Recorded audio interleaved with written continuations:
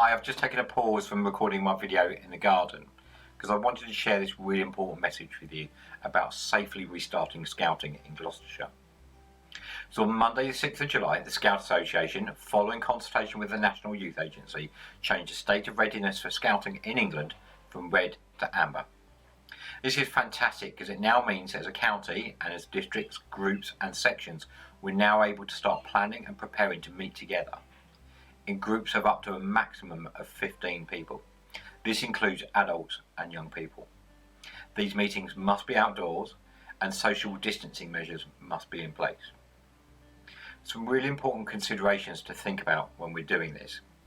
No member of scouting, adult or young person, can meet with more than one group at any day.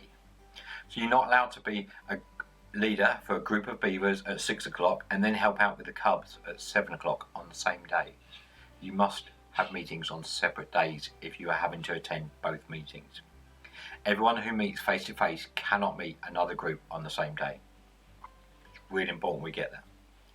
There's lots of guidelines to support you, of course, and how we do all of this, but I thought it might be useful to describe in one place what you need to do.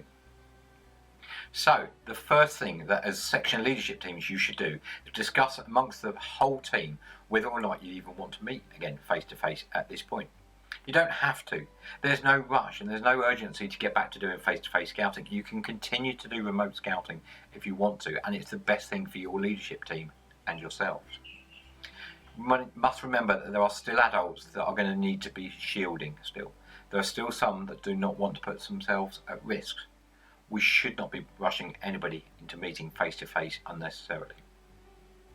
When you've agreed as a team that you want to start meeting, section leadership teams then need to write a risk assessment.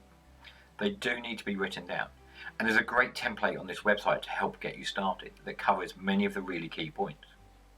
You're going to need to risk assess all of the environments that you'll possibly meet in, whether that be the park, the space next to the headquarters, or you might even need to think about the car park where parents are dropping off and picking up young people as well. All of your risk assessment must cover all of the elements of the COVID code. You'll find this guidance and the guidelines that are online. Of course, you might need to risk assess the actual activity you're doing as well, whether that be playing a wide game or doing some hill walking. You must also risk assess those as activities. There's a great checklist in the guidance that helps you make sure you've considered everything that's really important around people, program and places.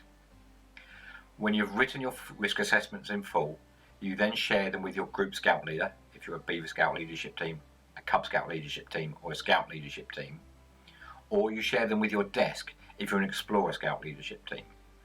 And you also share them with the relevant executive committee, whether that be group or district. They, together, will then review and consider. They'll think of any other risks that they are responsible for and need to assess and mitigate with you. Your GSL or your desk will then need to submit all of these risk assessments for all of the sections within the group or the unit and share them with the DC using a specific smart sheet online. You must use this smart sheet. You can find it on the Scouts web pages. The DC will review the risk assessments, any supporting documentation, and may have a discussion with the GSL or the desk to ensure that the whole people, program and places checklist has been effectively considered. If satisfied, the DC will then approve the restarting of scouting for that group or that Explorer Scout unit. Please note, you cannot start meeting face to face until you have had formal approval from your DC. So what happens next? Well, next you'll need to talk to young people and their parents to explain your plans and what they will need to do to help ensure the safety of everyone. They, of course, may choose not to put themselves at risk, whether that's because they're having to shield themselves, or they're having to protect family members. There is no expectation for any young person to return face to face. It's really important we remember we should be flexible to meet our young people's needs. Another really important thing to remember is a part that's often forgotten, is to make sure that everybody involved in a meeting understands and has read the risk assessment that you have written. It's no good for one person in the section leadership team to have written it, submitted it and had it approved if everybody else doesn't know what's in it.